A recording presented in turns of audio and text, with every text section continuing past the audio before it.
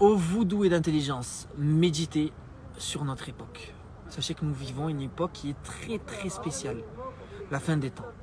D'accord? Et aujourd'hui, ce soir, on va parler d'un signe qui se trouve juste ici devant nos yeux, qui va vous prouver qu'il faut être très très à l'affût à notre époque. D'accord? Al-Mustadrak d'Al-Hakim, il nous a été rapporté un hadith authentique.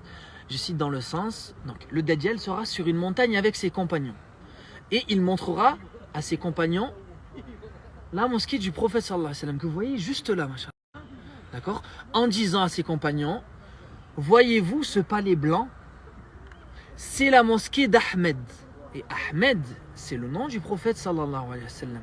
Ce qui est incroyable et ce qu'il faut méditer surtout, c'est que, sachez que il n'y a pas très longtemps, il n'y a pas si longtemps, cette mosquée, de loin, ne ressemblait pas à un palais, d'accord, premièrement, et n'était pas aussi blanche.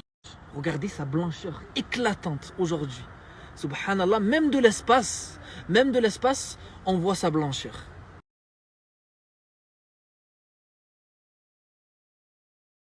Nul doute, nous sommes aux portes de grandes épreuves.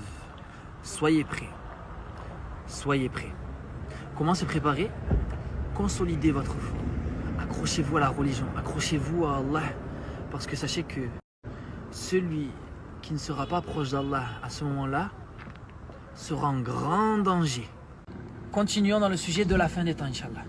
Alors, je vais vous montrer à quel point la situation actuelle est alarmante avec un hadith authentique.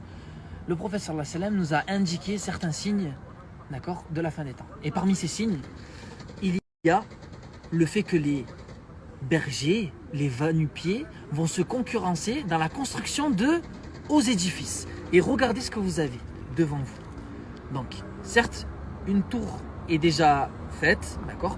Deux tours qui sont en train de se construire actuellement. Je vais vous montrer les images. Soyez bien attentifs à ce qui va suivre dans la story, Inch'Allah, d'accord?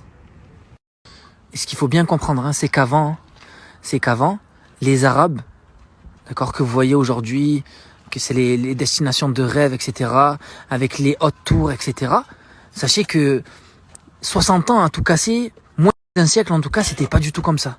C'était des bédouins, des bergers. D'accord, il n'y avait pas de Ferrari, il n'y avait rien, il y avait des chameaux, il y avait du sable. C'est ça qu'il faut bien comprendre. Et regardez à quel point ça a changé aujourd'hui. Subhanallah. À notre époque,